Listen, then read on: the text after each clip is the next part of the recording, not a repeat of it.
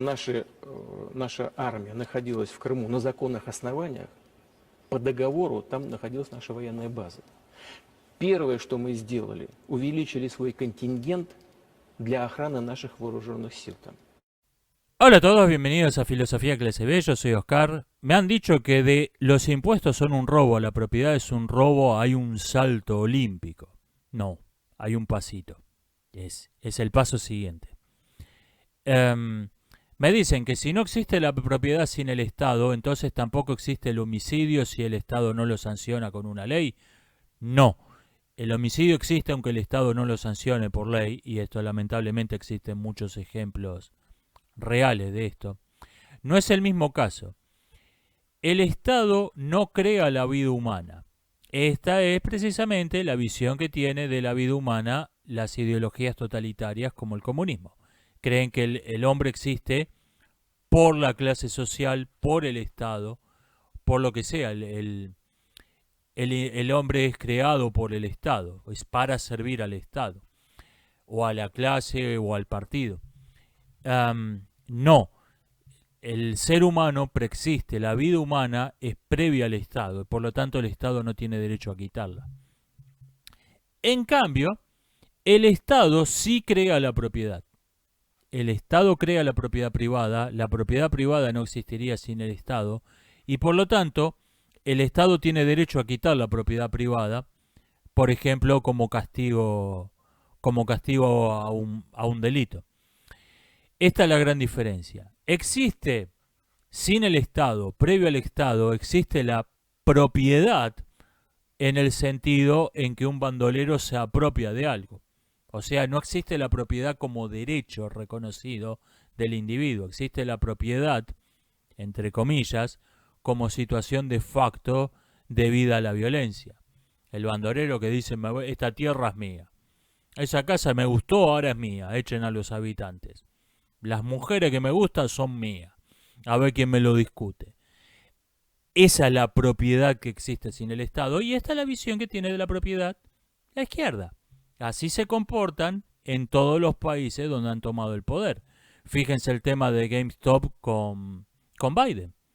O sea, cualquiera, muy bien intencionado sin dudas, que ande con una camiseta amarilla con una serpiente diciendo los impuestos son un robo, léase qué es la propiedad de Pierre-Joseph Proudhon, anarquista del siglo XIX, y entérese de qué está defendiendo. Porque están defendiendo lo que creen estar atacando. Están defendiendo la visión de la propiedad de la izquierda. Hablando de GameStop, me preguntan qué pienso del tema. Vean, desea un estratega militar. Va a parecer que me voy por las ramas, pero ya vuelvo al tema. Decía un estratega militar, hablando de la rebelión de los quilomberos en lo que hoy es Brasil, que esa rebelión fue tan larga, fue una de las guerras más largas de la historia, porque los quilomberos no eran una organización, no eran un partido, no eran una milicia, eran una idea. Entonces, el imperio portugués nunca podía destruirlos. Podía en algún momento acabar con todo foco de rebelión y volvían a aparecer. Bueno, la idea, vamos a usar las redes sociales para coordinar a los arristas minoritarios y desbancar a los peces gordos de Wall Street, es una idea. No se los puede meter preso porque no es gente. No se los puede desorganizar porque no es una organización. No hay modo de combatirlos porque es la idea. Vamos a usar las redes sociales para coordinarnos e ir en contra de Wall Street. Es una idea. No hay modo de acabar con ella. Y esto creo que muy poco, y me refiero a muy poco de los que tienen poder, todavía les ha caído la ficha de esto. Me pienso vacunar, no para el COVID, no este año. En 5 años, cuando por ahí ven algún año alguna cepa brava, alguna cepa complicada del COVID y estos tipos ya tienen 5 años de experiencia fabricando esta cosa, puede ser.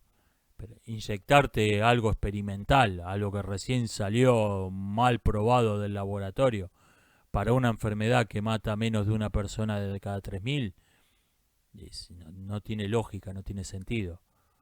Me recuerda a un colectivero que cerró las puertas, apagó las luces y pisó el acelerador al fondo. Y yo le digo, hey, ¿qué hace? Protesté y se excusa diciendo, no, que estamos en un barrio peligroso. Bueno, a ver, yo no conozco ese barrio, pero dudo que fuera tan peligroso como manejar exceso de velocidad de noche con las luces apagadas. A ver, las medidas de prevención no pueden ser más peligrosas que lo que estás tratando de evitar. Esto es el más puro sentido común. Y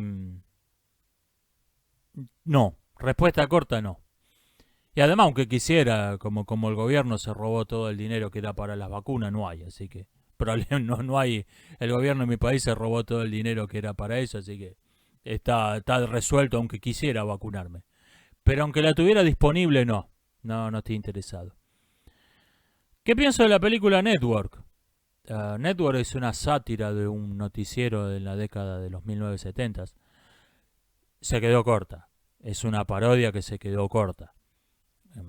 Hay también una película de los 90 con Dustin Hoffman, que no me acuerdo cómo se llama, donde inventan los medios, inventan una guerra que no existe, para cubrir un escándalo sexual del presidente. Se quedó corta. Esas dos películas son parodias que se quedaron cortas. La realidad las superó por completo. ¿En qué conviene invertir? Mire, yo tengo la mitad de mis ahorros en moneda fuerte y la otra mitad en plata. En plata concreta, tangible. Y me parece mejor la plata que el oro, porque el oro me parece que es una burbuja. Esto no es consejo de los expertos para invertir en los mercados, hacerse millonario y vivir de rentas mientras juega videojuegos.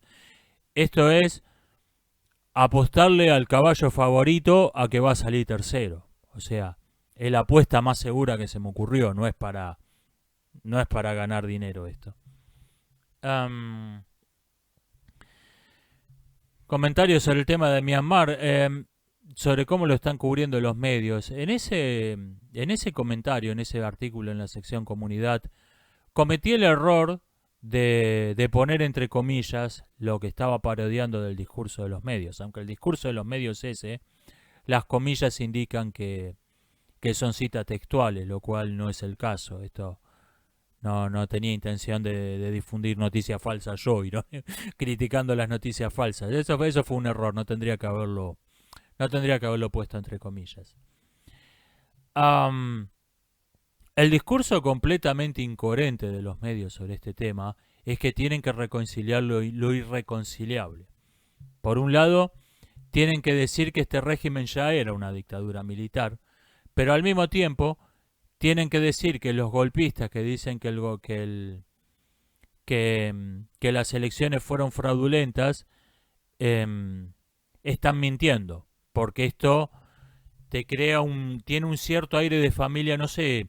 Supongamos que hubiera otro gobierno en el planeta, en otro país cualquiera, donde el gobierno es una farsa, subió con elecciones controladas, y difundir la idea en sí de que los fraudes electorales existen no es buena idea porque afecta al otro gobierno. Entonces no, esto era una farsa, pero las elecciones estuvieron bien hechas. Y lo mismo con la presidente, que tienen que pintarla a la vez como parte de ese gobierno genocida y como un ejemplo de democracia, y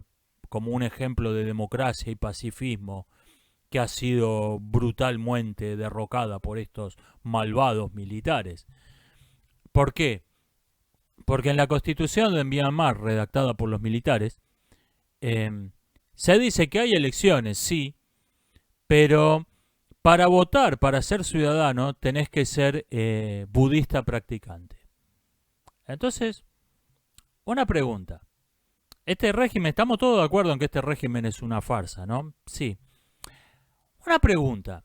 ¿Qué pasaría si hubiera otro país hipotético también? Otro país hipotético que tuviera el mismo régimen que Myanmar, que tenía Myanmar, pero para ser ciudadano y para votar no hubiera que ser budista, sino, no sé, judío, digamos, por decir algo. Digamos que hubiera que ser judío. ¿Eso también es una farsa? ¿Ese también es una dictadura militar disfrazada de democracia, pero en realidad no es una democracia? No, no, no, no, no. Esa sí es una democracia. De hecho, es un ejemplo de democracia, un modelo para el mundo. Y el que diga lo contrario es un antisemita, fascista, mala persona. Entonces, esta mina tuvo que ser una farsa y a la vez un gobierno legítimo democrático. O sea, llegaron a una ensalada que no se puede creer, una ensalada de ideas que no se puede creer. La prensa china, en cambio, ni le dio pelota a este asunto. Dijo que era un reajuste lo vio como un problema interno. Dijo que era un reajuste de un régimen notoriamente disfuncional. Sí, es eso. El golpe de Estado en Myanmar es eso.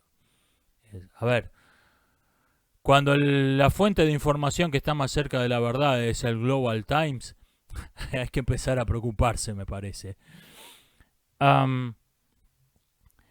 Me comentan algunos abusos que hay en la crítica sobre algunos clichés, como el muestra no cuentes o el concepto de lo que es una Mary Sue y otros, me ponen otros ejemplos. Yo estoy de acuerdo. Yo creo que estos son, o sea, no es que tengan algo de malo en sí. El muestra no cuentes. Ok, es un buen consejo para darle a un guionista, o a un director de cine, o a un escritor. Identificar qué es una Mary Sue para no caer en eso, está bien, pero me parece que hay una desmesura. A ver, la teniente Mary Sue es un personaje satírico que parodia a los protagonistas de cierto tipo de historias típicas en los fanfictions. Ok. Llegó al punto en que todo personaje que demasiado habilidoso, que tiene algunas características poco verosímiles, Mary Sue. Y pará, esto te incluye todos los superhéroes, todos los protagonistas de películas de acción, artes marciales. Pará un poco, ¿qué queda? O sea, me parece que hay una desmesura. No es que tenga algo de malo. Yo leí esa sátira, me pareció divertidísima. Esa sátira de los fanfiction de Star Trek. Pero me parece que hay una desmesura. Lo mismo con el muestra no cuentes. A veces es más atractivo, más interesante que algo te lo cuenten, no te lo muestren. Por ejemplo, puse en mi lista de mis películas favoritas, en películas 27 películas de 5 estrellas, puse Heaven, donde Heaven es algo así como un spin-off de una película de acción que nunca se filmó. No hay un tiroteo, no hay una pelea de artes marciales, no hay una persecución de autos en toda la película. Es la historia de estas dos personas enamoradas entre sí, del problema, del drama familiar de este hombre que sabe que no va a volver a ver a su familia, bla, bla, bla. O sea, no se centra en la acción, no se centra en persecuciones, autos andando en dos ruedas, no ese es el foco de la película. Ahora, la película te cuenta, te da a entender que este tipo, Filipo, es un pesado, es el pibe que le hacía bullying a Chuck Norris en la escuela, te lo deja entender bien claro. Solo que la película no va de eso. Ese es el asunto. Y en ese caso, esta película que está escrita por Kieslowski, no me acuerdo quién fue el cineasta que la dirigió después de la muerte de Kieslowski, ahí funciona que te lo cuenten, no que te lo muestren. Si te lo muestran, es otra película, no la que quiero ver. Voy cortando por acá. Nos estamos viendo hasta la próxima.